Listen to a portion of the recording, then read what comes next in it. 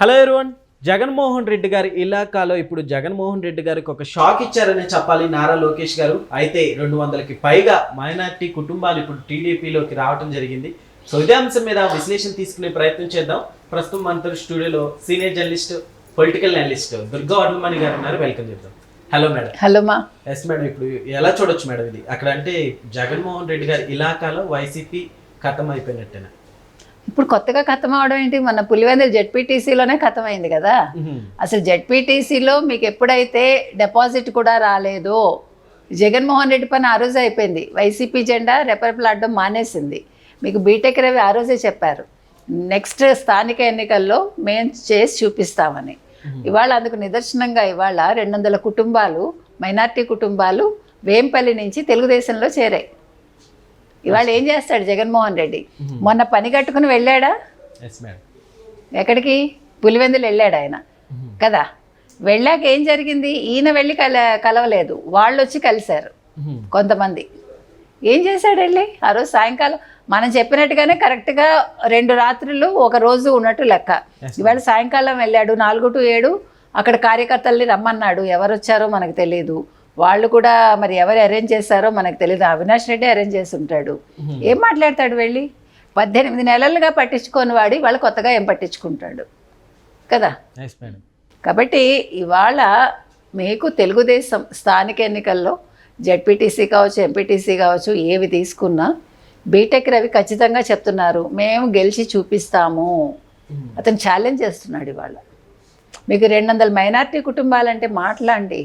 మీకు అసలు వాళ్ళకి ఏమంటారు, వెన్నుదన్ను యాక్చువల్గా వైసీపీకి అక్కడ మైనార్టీలు కూడా కదా, రెడ్లే కాదు మైనార్టీలే కాదు, ప్రతి ఒక్కళ్ళు కూడా అసలు 40 ఏళ్ళుగా మీకు అక్కడ కాంగ్రెస్, లేదంటే జగన్మోహన్ రెడ్డి వచ్చాక వైసీపీ, 3 తరాల నుంచి వాళ్ళు వీళ్ళ కుటుంబాన్ని అంటిపెట్టుకుని ఉండి ఇవాళ వాళ్ళు వద్దనుకుంటున్నారంటే ఇది జగన్మోహన్ రెడ్డి వైఫల్యమా కాదా?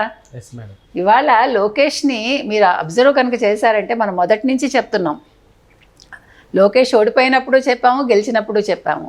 అంటే ఒక మనిషిలో మార్పు రావటం అనేది కావచ్చు, ఒక మనిషి నాయకుడిగా మారటాన్ని మీరు ఇవాళ లోకేష్లో చూస్తారు. లోకేష్కే ఉంది పనికిమాలిన వాడు, లేదు ఒక పప్పు అని తిట్టిన వాళ్ళందరికీ ఇవాళ అతను తన చేతలతోటి సమాధానం చెప్పాడు, తన మాటలతో సమాధానం చెప్తున్నాడు. అంటే ఎక్కడ ఎలా మాట్లాడాలో తెలుసుకున్నాడు అతను. తర్వాత ప్రతి ఒక్క సందర్భాన్ని అతను యూటిలైజ్ చేసుకుంటున్నాడు. తను ఎక్కడికి వెళ్ళినా ఇవాళ గూగుల్ ఏ డేటా సెంటర్ వచ్చిందంటే బికాజ్ ఆఫ్ లోకేష్, అందులో సందేహమే లేదు. మీకు అంత పెద్దది వస్తే కూడా దాని మీద 4 రోజులు పోయాక వచ్చి ఎవరు, మన జగన్మోహన్ రెడ్డి అంతా అయిపోయాక ఇది నేనే తెచ్చాను, అదాని డేటా సెంటరే వీళ్ళు ఇది చేశారు, ప్రతి దానికి తను ఎండాస్ చేసుకోవటానికి చూస్తాడు. అంతే తప్ప మీకు ఎలక్షన్స్ ముందు మేము ఇది చేసాము అని వాళ్ళు ఒక్కటి చెప్పారండి. ఎంతసేపు సంక్షేమాలు ఇచ్చాము, 2 బటన్స్ నొక్కాను, మీరు 2 బటన్స్ నొక్కండి అన్నాడు తప్ప నేను ఇంత అభివృద్ధి చేశాను, ఇన్ని ఉద్యోగాలు ఇచ్చాను అని ఏ రోజైనా చెప్పాడా? వాళ్ళు ఇచ్చిన ఉద్యోగాలు ఏంటి? 2,64,000 వాలంటీర్లకు ఇచ్చాడు, నెలకు 5,000 జీతం ఇచ్చాడు, అందులో 200 సాక్షి పేపర్ కోసం కట్ చేసుకున్నాడు, మొత్తం 200 కోట్లు దోచాడు 2,64,000 మంది దగ్గర నుంచి. What else he did? Next elections కి అసలు పోటీ చేసే ధైర్యం ఉంటుందంటారా? ఇవన్నీ చూస్తుంటే చేస్తారు, చెయ్యాలి కదా. ఊరికి కాపాడుకోవడానికైనా చెయ్యాలి, కానీ అభ్యర్థులు దొరకాలి. వీళ్ళు చెయ్యమన్నా కూడా అభ్యర్థులు ముందుకు రావాలి కదా. వాళ్ళు భయపడకుండా, ఇప్పుడు ఈయన డబ్బులు ఇవ్వకుండా ఇవాళ మీరు తెలంగాణలో చూడండి, ఒక్కొక్క సర్పంచ్కి వాళ్ళు ₹1,00,00,000 ఇచ్చారు. ఇవాళ నిధులు విడుదల చేశారు. ఎంతమంది 20,000 అప్లికేషన్స్ వచ్చాయి నిన్న చూస్తే మీరు. అంటే పోటీ పడుతున్నారు స్థానిక ఎన్నికల కోసం. అది రావాలి. అది ఉంటుందంటారా వైసీపీలో? ఇవాళ తెలంగాణలో జరుగుతున్న విధంగా ఆంధ్రప్రదేశ్లో జరిగే అవకాశం ఉందా అంటే కష్టం. ఎందుకంటే వైసీపీకి సే లేదు. ఇవాళ వైసీపీలో ఎవరిని తీసుకున్నా తెల్లారులేస్తే కోర్టు, కేసు, నెక్స్ట్ జైలా అనే ఒక క్వశ్చన్ మార్క్ తోటి వాళ్ళ జీవితం వెళ్తుంది. కాబట్టి ఇవాళ పులివెందుల కావచ్చు, వేంపల్లి కావచ్చు, మొత్తం మీరు కడప నియోజకవర్గం తీసుకుంటే, మొత్తం రాయలసీమ తీసుకుంటే ఖచ్చితంగా స్థానిక ఎన్నికల్లో తెలుగుదేశం జెండా రెపరెపలాడుతుంది. రెండోది, ఇవాళ హిందూపూర్ గురించి వీళ్ళు ఏదైతే వ్యాఖ్యలు చేశారో ముఖ్యంగా బాలకృష్ణ గురించి దానికి బదులు ప్రజలు ఇస్తారు. ఎస్ మేడం, అయితే వైనాడ్ పులివెందుల మొన్న జెడ్పీటీసీ తోటి కంప్లీట్ అయిపోయింది అనుకోవచ్చా? ఖచ్చితంగా వైనాట్ పులివెందుల అన్నారు, గెలిచి చూపించారు, డిపాజిట్ కూడా రాకుండా చేశారు.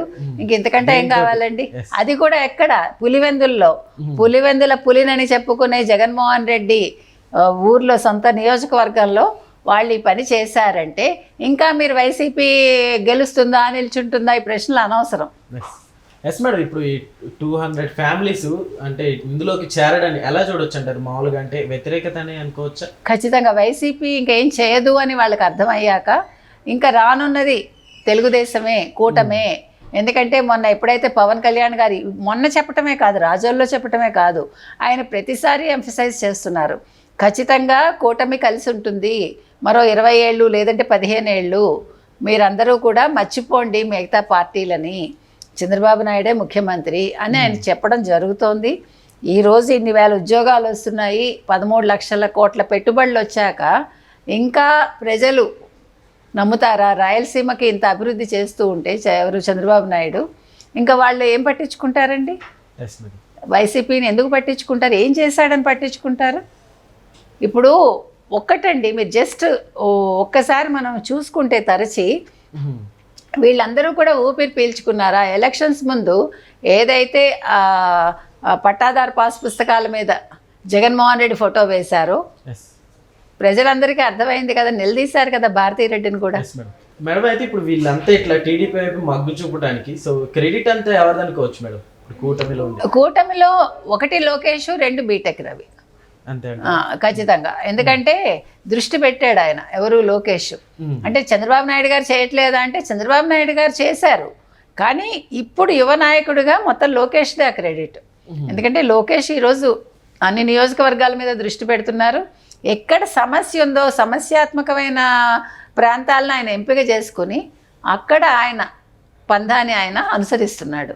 దానివల్ల ఏమవుతుందంటే అక్కడ వాళ్ళు విజయాన్ని సాధించడానికి వాళ్ళు ప్లాన్ చేస్తున్నారు. ఆ ప్లాన్లన్నీ సక్సెస్ అవుతున్నాయి. ముఖ్యంగా పులివెందులు గెలిచాక ఇంకా ఇంతకంటే ఏం కావాలండి? ఎప్పుడు కూడా మనం కొట్టాల్సింది ఎప్పుడు ఏది ఉంటుంది? ఏనుగు కుంభస్థలం. ఏనుగు కుంభస్థలం కొట్టేశాక ఇంకేముంటుంది? కాబట్టి ఇవాళ ఖచ్చితంగా లోకేష్ నాయకత్వం అనేది చాలా బాగా ముందుకెళ్తోంది.